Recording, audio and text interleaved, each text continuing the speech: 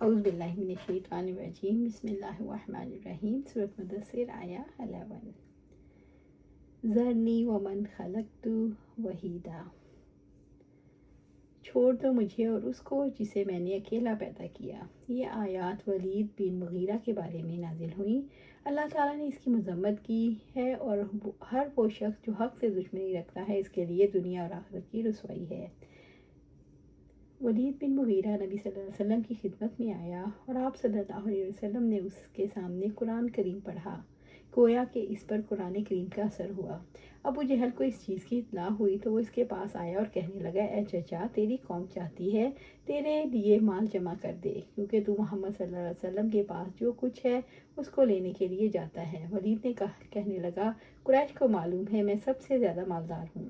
ابو جہل نے کہا، تو اس کے بارے میں کوئی بات کہہ دو جس سے تمہاری قوم کو معلوم ہو جائے تم اس چیز کو پسند نہیں کرتے اور اسے برا سمجھتے ہو۔ ولید کہنے لگا، میں کیا کہوں، اللہ کی قسم تم میں کوئی مجھ سے زیادہ شعر جاننے والا نہیں اور نہ مجھ سے زیادہ اس کے رجز اور قصیدے اور اشعار سے واقف ہے۔ اللہ کی قسم یہ کہتے ہیں اس کے کوئی چیز مشابہ نہیں۔ اللہ کی قسم ان کی باتوں میں مٹھاس ہے اور اس پر رونق ہے اور یہ اپنے اوپر کو روشن کرنے والے ہیں۔ مشرق ان کے نیچے ہے اور یہ غالب آئیں گے، مغلوب نہیں ہوں گے۔ ان کے نیچے جو چیز ہے اس کو ریزہ ریزہ کر دیں گے۔ ابو جہل یہ سن کر کہنے لگا، تیری قوم تو اسے اس وقت تک راضی نہ ہوگی جب تک محمد صلی اللہ علیہ وسلم کے بارے میں کچھ کہے۔ تو ولید کہنے لگا، مجھے سوچنے کا موقع دو۔ چنانچہ اس نے سوچا تو کہنے لگا، یہ دوسروں سے منقول شدہ جادو ہے۔ اس پر یہ آیت نازل ہوئی۔ اللہ تعالیٰ نے ولید کو دھمکی دی کہ میں نے اسے اکیلا کسی مال اور اہل و عیال کے بغیر پیدا کیا۔ میں نے اسے نعمتیں دیں، مال اور اولاد عطا کی، دولت اور ثروت دی۔ سورۃ مدثر آیا 12۔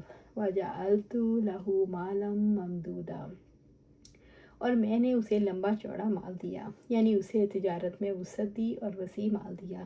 اللہ تعالیٰ نے اسے ہزاروں اشرفیوں کا مالک اور بڑا ذمہ دار بنا دیا، لونڈیاں، غلام اور ہر قسم کا مال دے کر رئیس بنا دیا۔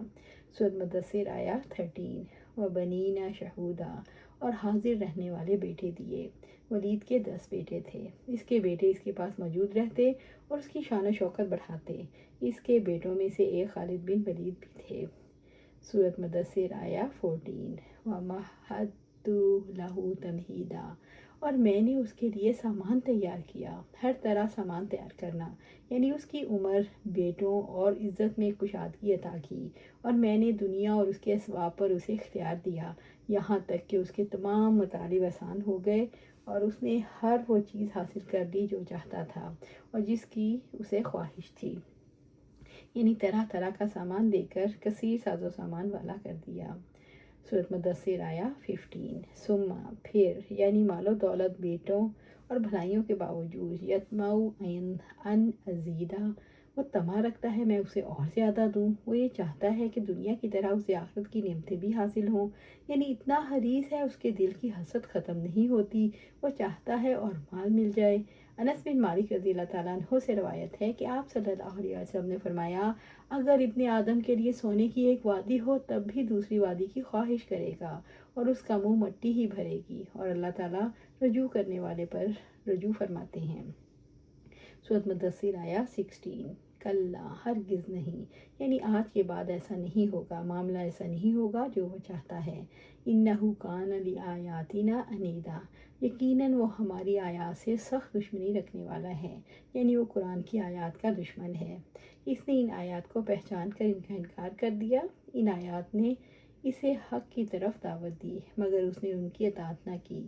اس نے صرف اس سے روگردانی کی اور منہ موڑنے پر اکتفا نہیں کیا بلکہ اس کے خلاف جنگ کی اور ان کے ابطال کے لیے بھاگ دوڑ کی۔ سورۃ مدثر آیا 17۔ سأرہقہ صعودا، جلد ہی میں اسے دشوار گزار گھاٹی پر چڑھاؤں گا۔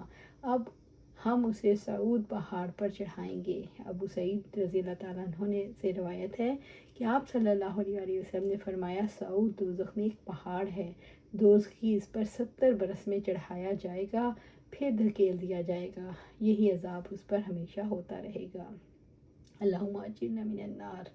سورۃ مدثر آیا 18 انہو فکر، اس نے غور و فکر کیا، یعنی اس نے سوچا، اپنے دل میں اندازہ لگایا، وقدر، اور بات بنائی، اور اپنے دل میں غور کیا کہ ایسی بات کہے جس سے قرآن کو غلط ثابت کر سکے۔ سورۃ مدثر آیا 19 فقتل کیف قدر، بس ہلاک ہو۔ اس نے کیسی بات بنائی، کیونکہ اس نے ایسی تجویز سوچی جو اس کی حدود میں نہیں۔ اس نے ایسے معاملے میں ہاتھ ڈالا جو اس کی اور اس جیسے دوسرے لوگوں کی پہنچ میں نہیں۔ صاف معلوم ہوتا ہے ولید بن مغیرہ پر قرآن کی حقیقت پوری طرح واضح ہو چکی تھی۔ اب وہ جو کچھ پنتیر بدل رہا تھا محض اپنے اقتدار اور جاہ کو محفوظ رکھنے کی خاطر کر رہا تھا۔ ان آیات میں اللہ تعالیٰ نے اس کی اسی ہر دھرمی اور کج فکری کا نقشہ پیش کیا۔ سورۃ مدثر آیا 20 ثم قتل کیف قدر، پھر ہلاک ہوا، وہ پھر ہلاک ہو۔ اس نے کیسی بات بنائی، اللہ تعالیٰ نے اس پر دوبارہ لعنت کی کہ اس پر اللہ تعالیٰ کی مار ہو۔ اس نے کیسی بات بنائی۔ اللہ سبحانہ تعالیٰ سے دعا ہے ہمیں قرآن و سنت پر عمل کرنے کی توفیق دے، اس پر جما دے اور جنت الفردوس کے اعلیٰ مقام پر اپنے پاس گھر عطا فرمائے، آمین یا رب العالمین۔